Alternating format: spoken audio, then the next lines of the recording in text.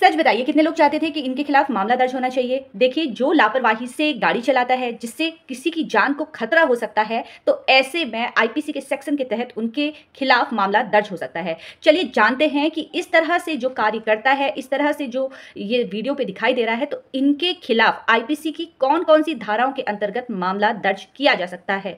देखिए, अगर कोई वाहन इस तरह से चलाता है कि जिस पर ये साफ तौर पर दिखाई दे रहा है कि लापरवाही से वाहन चला रहा है, तो ऐसे में आईपीसी के सेक्शन 279 के अंतर्गत मामला दर्ज किया जाता है।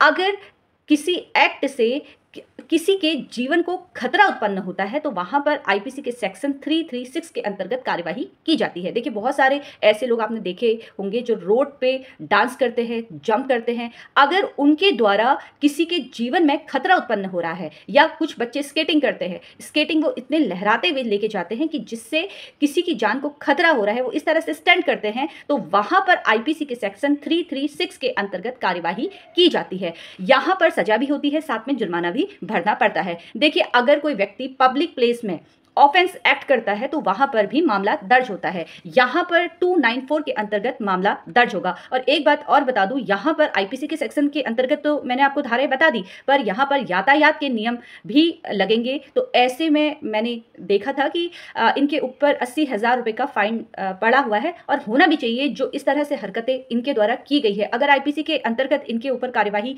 की गई है, तो इनको सजा भी हो सकती है, जुर्माना भी भरना पड़ सकता है। अगर सजा हुई है तो ये जमानत पर रिहा भी हो सकते हैं, लेकिन जुर्माना तो इनको भरना ही पड़ेगा। अगर आप कोई ऐसा काम कर रहे हैं जिससे किसी की जान को खतरा हो सकता है, या आप लापरवाही से वाहन चला रहे हैं, या आप ऐसा कोई एक्ट कर रहे हैं जहां पर पब्लिक में ये गलत है, तो ऐसे में आप इन आईपीसी के सेक्शन को याद रखिएगा। लापरवाही से वाहन चलाते हैं तो 279 के अंतर्गत मामला दर्ज होगा।